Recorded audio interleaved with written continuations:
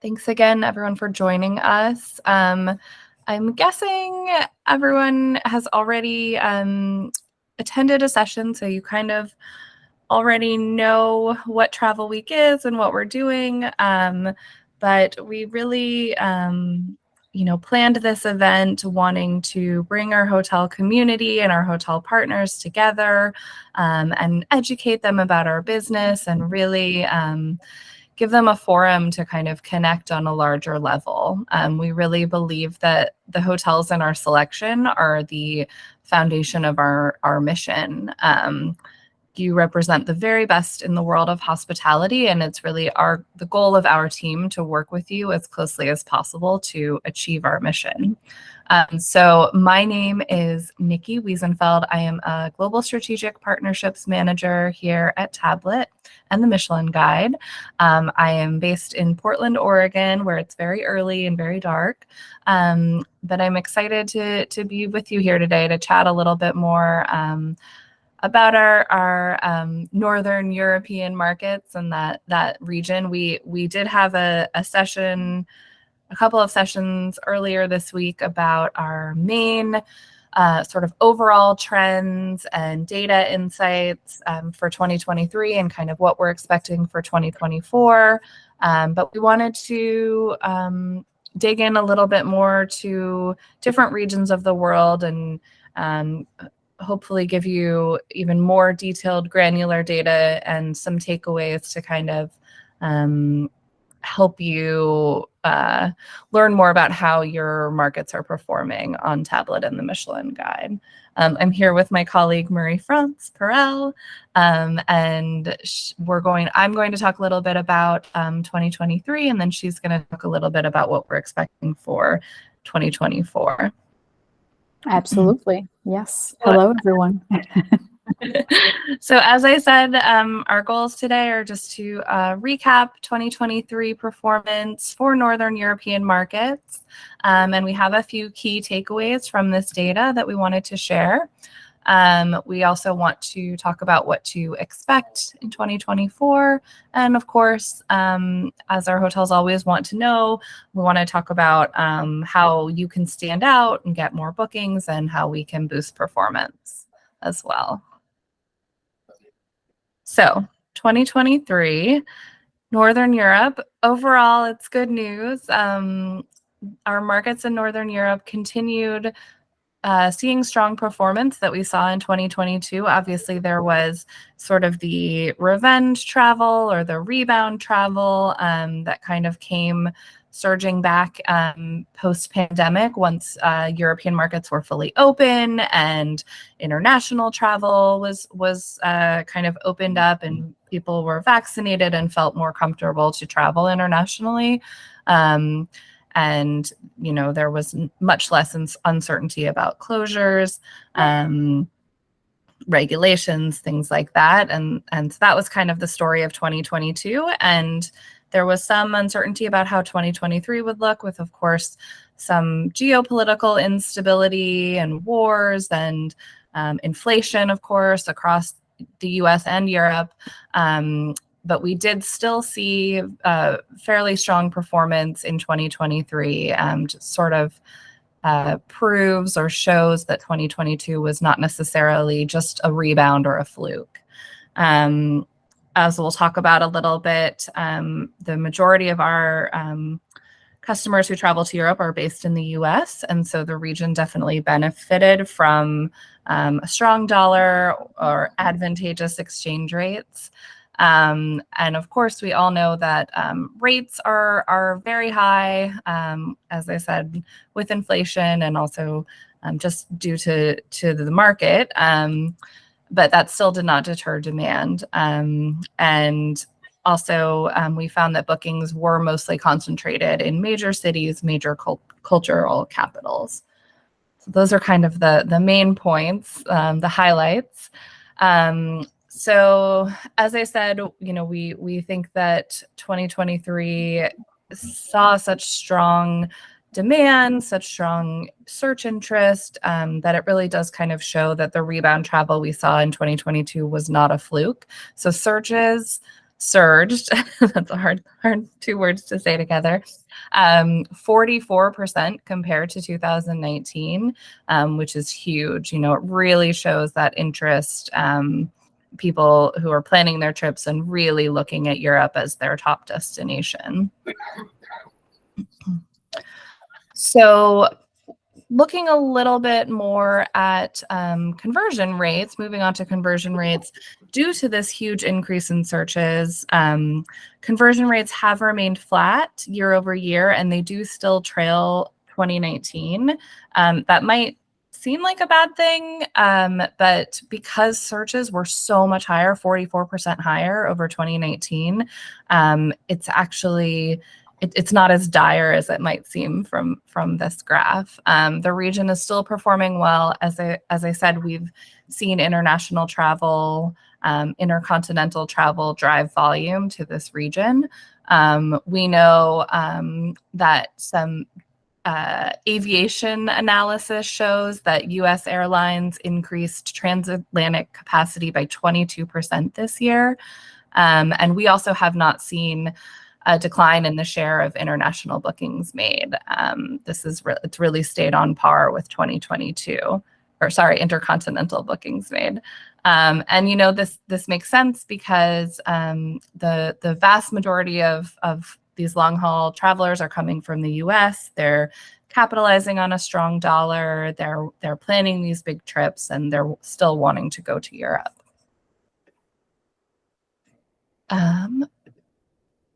And then it probably comes as no surprise that hotel rates have remained at all-time highs. I think everyone kind of knows that. And in fact, in 2023, ADRs increased by about 4% compared to 2022. Our ADR for 2023 was $503 compared to $484 in 2022 and $387 in 2019. So that's a huge difference from, pre-pandemic 387 to 503 in 2023 is a massive difference. So again, if you're looking at bookings or conversion rates remaining a little flat, it's actually kind of amazing to see, considering that rates are so much higher. And I think this is really a result of the fact that demand has remained strong in these key markets. Yeah. So moving on to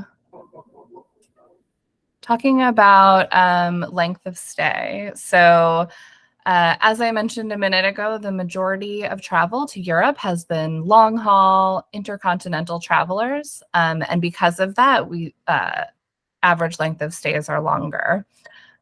Customers are really wanting to make the most out of their trip. Flights are expensive, everything is expensive. And so once people get to their destination, they're wanting to stay a little bit longer.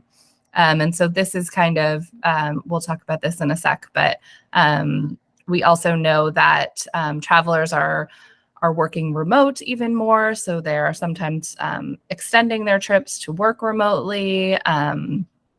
And they know they have that peace of mind to extend their trips because they don't have to get back to the office. They can work remotely. For bookings in Northern Europe, they were concentrated in major metropolitan areas like London, Paris, and Berlin. These three cities make up 50% of our booking volume for the year. I think it's also interesting to check out Edinburgh as kind of a rising destination. That's 2%, might seem small, but that's a much higher share than it's ever seen before. We know we had a panel yesterday, a panel discussion with some industry experts, and we talked a little bit about the trend of travelers seeking out cooler climates. As the world is getting warmer and climate change is unfortunately a reality, people are wanting to find places that are a little bit cooler and sort of seek refuge, I guess is no other way to put it. So, looking at places like Edinburgh or Munich or, even Copenhagen and Stockholm, it's interesting to see those destinations on the rise. And then again, talking about higher rates, we've seen ADRs peaking. We've seen average length of stays getting longer. And because of that, our average gross booking value really skyrocketed in 2023. And especially in the areas where bookings are most concentrated, conversion is still relatively strong. So that kind of all combines to see that average booking value really be huge, much larger than before. Even in those places like Edinburgh and Copenhagen, average booking value is still very high. So it really shows, we talked about this in our presentation about overall data and trends. This idea that travelers are really willing to spend more money if they are getting something out of it, if they are, taking that dream vacation or going on a trip with grandparents and great grandparents and having these incredible experiences, they are still fine to spend a lot of money, essentially. So now Marie-France is going to talk a little bit about what to expect in 2024. Yes, absolutely. I don't have a crystal ball. In fact, none of us do here in this call. But here's what we were basically able to come up with in terms of projections for next year based on behaviors that we've been seeing consistently throughout 2023. So I think the first one deals with remote work, and I think it comes to no surprise. Remote work has really redefined travel. And we expect leisure travel, which is a combination of work and leisure travel, continuing to increase. So what you're looking at here on this chart is the proportion of bookings that were basically exclusively on the weekend, exclusively during the week, and then what we consider crossover bookings, which is when a guest checks in during the weekend and checks out during the week, or vice versa, where they check in during the week and then check out during the weekend. So as you can see, for more than half of the bookings, people are basically in this crossover segment, which shows that a lot of customers are actually working while they're traveling. So we predict that, we'll see more of this ongoing trend.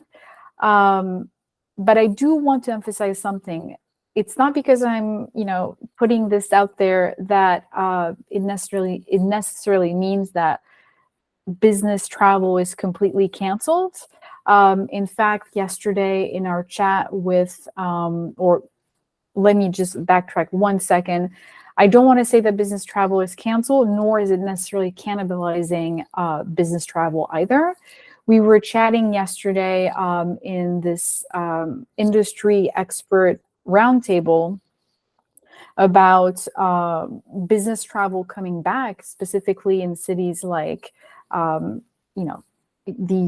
New York City, which is, I know, in northern United States, but where business travel has come back to 2019 levels. So one does not cancel the other. All we can see is that length of stay and with different check-in dates and check-out dates as well that will be impacted by remote travel. So then Americans. So it's not too surprising, I'm sure, for folks based in Northern Europe, that around 50% of Northern European bookers are based in the US.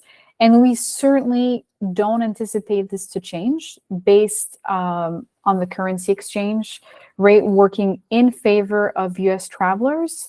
which is what Nikki mentioned earlier on in the presentation.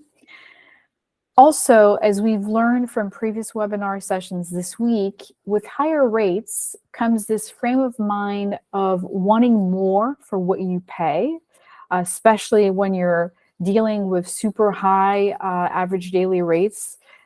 Nikki mentioned that in 2023, we're now approximating $530 average rates for hotels in Northern Europe. That's huge, right? That's a huge cost. So, of course, when you're paying that specifically for a good number of nights, you're going to want more for your buck, and that makes complete sense. So this means that travelers will want to continue in 2024. They'll want to continue to travel to places where they have a strong purchasing power. And as of now, given the current context, we really don't anticipate to see that change. What about gastronomy?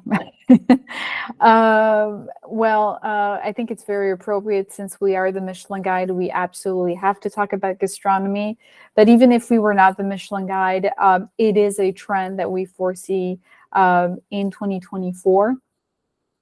Essentially, what we've observed is that 49% of users that basically looked at a Northern Europe hotel page on the Michelin Guide website also looked at a nearby restaurant in the same session. So that is just showing the level of interest in gastronomy our users have when booking hotels in Northern Europe. And this really goes hand in hand with the results of a survey that Nikki and I looked at.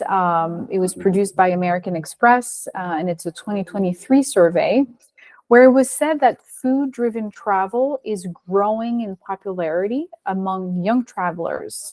So, for example, one of the data that we were able to pull from that is that 47% of Gen Z and millennials say that they have planned an entire trip around visiting a specific restaurant, compared to 37% of respondents overall. So really these younger travelers who now make more than a third of travelers in general are really looking for that food element that they want to experience during their trip.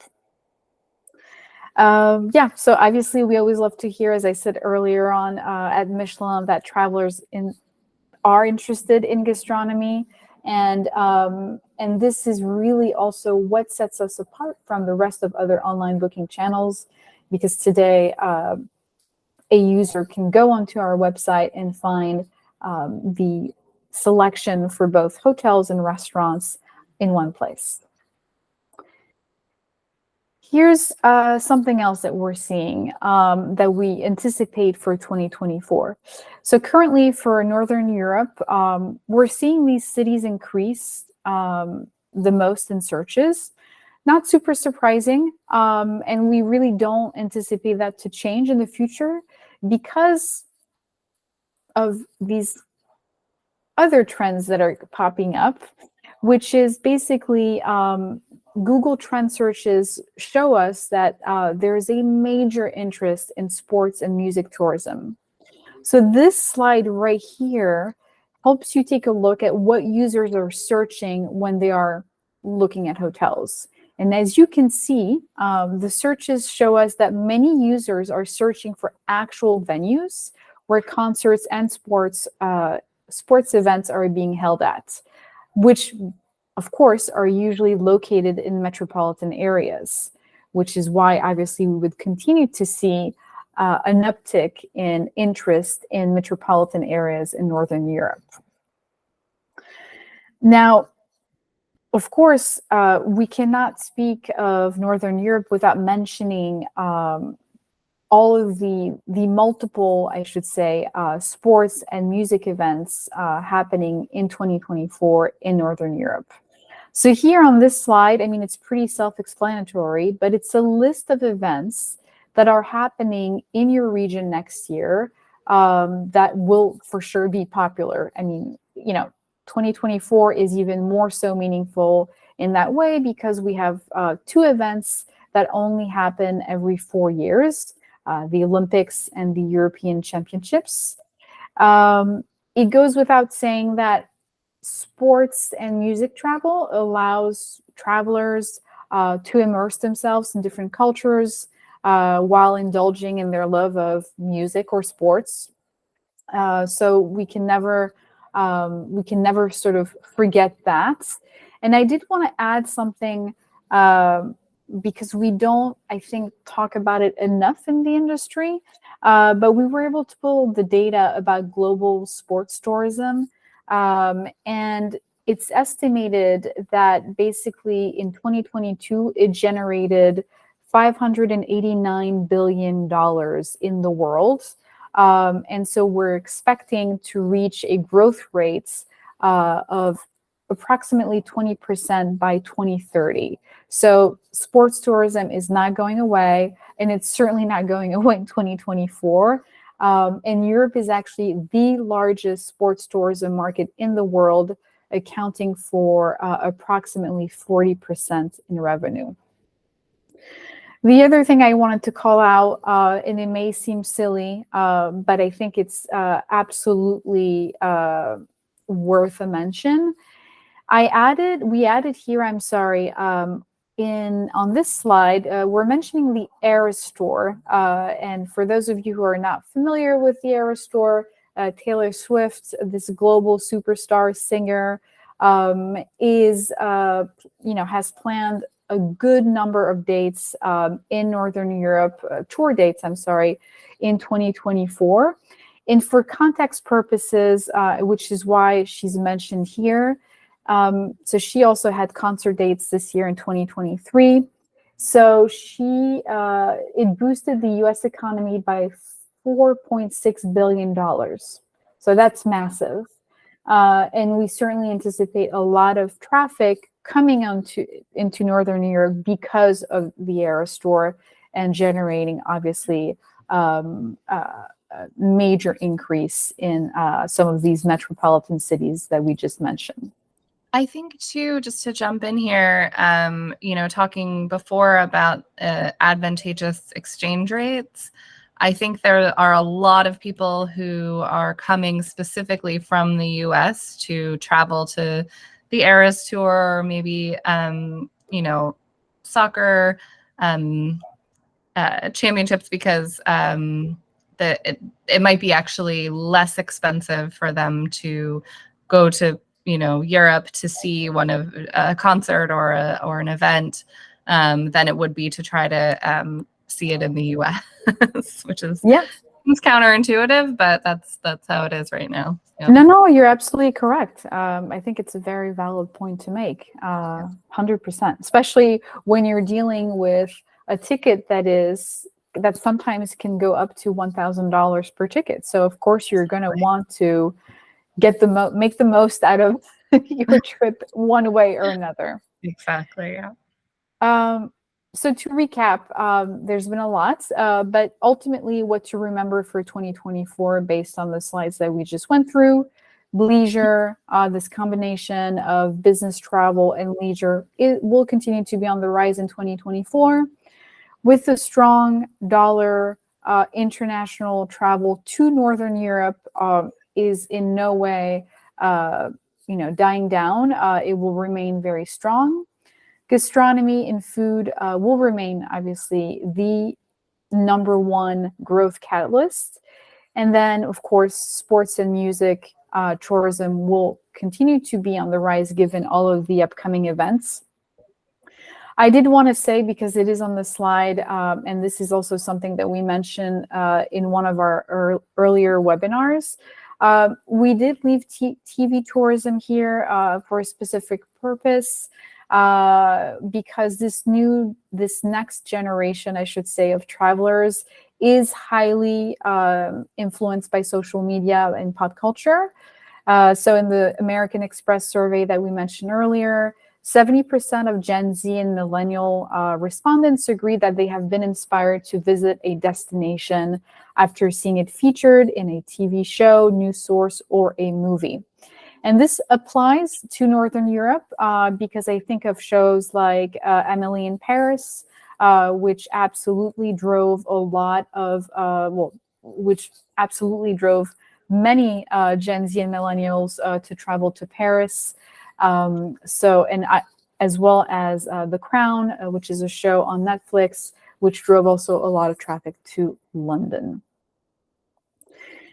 And a couple last items before we finish this presentation. You may wonder, okay, what can you do on your end to adapt to these latest trends and how to best prepare for 2024?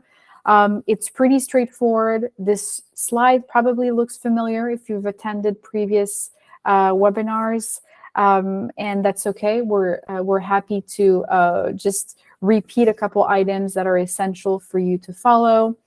First one is, since most users are blending travel and business trips, we highly recommend that you add a couple photos of your common spaces where travelers can work from. Be sure to add high-speed Wi-Fi as one of your amenities. If there are options for long stay incentives, do it. And if there are parking facilities provided, please also make sure that it is well explained. If you are enrolled in our Plus program, we highly recommend that you consider offering Plus credit as one of your privileges, and try to think of it as potentially this gastronomy component. Maybe this credit can be used for the restaurants, which is something that obviously speaks to these younger travelers. Third, because we always have to mention it, keep your rates in parity. Well, be sure that we are in parity with other online travel agencies. It's essential because our travelers are comparing prices online. Number 4, and this is what we just mentioned earlier, if you have a listing that's around a specific venue, a concert venue, a sports venue, make sure that you make a note of it. Because, again, as you saw based on the Google search trends, this is literally what people are looking for, right? It's hotel close to, for example, the rugby stadium in Paris. So just keep that in mind. The other element is that, flexibility continues to be the way to go. We be sure to offer flexible cancellation policies. It's really a key part of planning trips these days.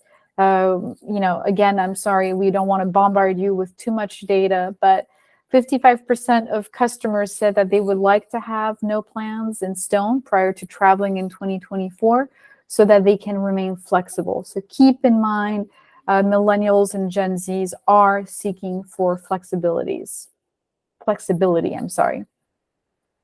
And then finally, because we have to mention it, and this is in direct correlation to what Nikki was referring to earlier in the presentation about people seeking cooler weather because of global warming. It is indeed something that the industry and the world are facing. So be sure to fill out our sustainability assessments. And you can do so by heading to the extranet if you have not already. Why am I mentioning this? It's because this is where you can add any sustainable measure that you put in place at your property. And these measures will be taken into account, and this is not meant to be punitive in any way. And if you have any questions, you can always contact our team at the email address that is listed here. And yeah, I think that's pretty much it, right, Nikki? Yeah, I think so. I think that, I was just struck by that number that you just said about people getting inspiration from TV or movies. 70% is huge. I mean, it really speaks to what a different culture we have now where, Yes. I think, older, maybe 15, 20 years ago, it was magazines or print ads or, newspaper articles, travel articles, and now it's so much different. So I think it's fascinating to see the shift there. Absolutely. Yeah. Well, it doesn't look like we have any questions, so we can probably wrap up. But yes, if there are any questions, please feel free to email us. We'll be happy to. I can speak for both of us when I say we're kind of obsessed with data and analyzing that data and figuring out trends. It's kind of a passion for all of us, really. So we're happy to dig into specific markets and talk more about what to expect and, have more of a conversation as well. So please let us know if you have questions or need anything. Thank you so much, Nikki. Thank you. Bye-bye. Bye, everyone. Bye.